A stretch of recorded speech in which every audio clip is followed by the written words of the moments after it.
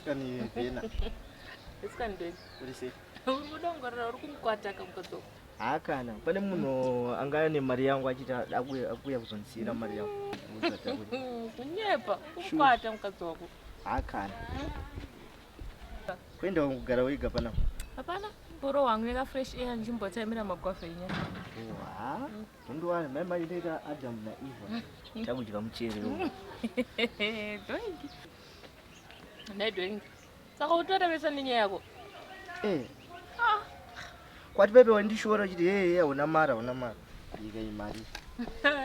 Doingi. Zvekuti zvamai mai inoenda kutokurukisa musoro, nda kuisisa nzara, nda kutengera hembe. Saka ndipeka mari yacho. But zviri pa2 manje. Zviri pa2 kuti iwe ndogona kupa mari umva wandiramba. Unongondira mari yangu ungondidyira mari yangu chete. Saka iwe uri kundidirei kana uri kutyodyiwa mari yako Doingi? Doingi. Saka mboitika kuti izvozvo. Ene zvine ndakuziva kuti shuwa unokwanisa kundichengeta wairevesa pepe kuti unotsvaka mari. Kana wairevesa ndipeka mari yacho. Ndipeka Doingi. Atokati unokwanisa kunditsvagira mari unokwanisa kuita zvondoda ndipeka mari yacho ndouya naye. Pandakupa mari yangu iyo unompa chiyo. Handithetsa kudanana here Doingi. Zvakuratidza kuti unogona kundichengeta zvawaitaura zveshe. Because ndini ndatofunga kuti unondipeiwo zvoko. Wakazondinyepera, iwe unogona kundinyepera. Saka iwe uri kundidirei kana uchiona ndichinyepa? Tem futi wakadza mutembeke.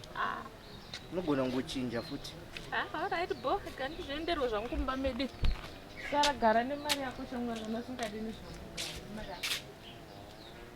Alright Veno. Tidzoka ndafunga mari. Doingi. Nini zvo biscuit buns handizvide zvaunondiitire izvi.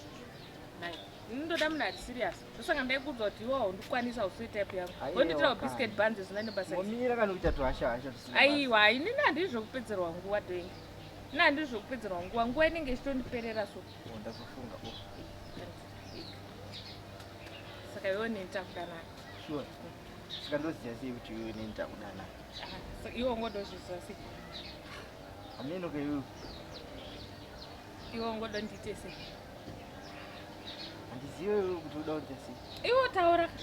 Iwe uda kuti ndiite sei iwe? Kuti ndikuratidza kuti takudanana. Udya. Aiwa kana. Saka todanana sei uchingodya? Ndoita sekuti hapana munhu ari kuonera kudongorera. Taura panguva iri mberi uda kuti ndiite sei? Ndipika natsvodi. Chete. Ngotaka tsvodi chete.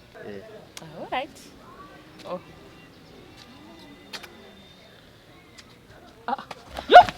Newe Doingi, uri kubva ndifendera nokuti ndakupa chisere naiwe. Haiwe Doingi usadaro iwowa.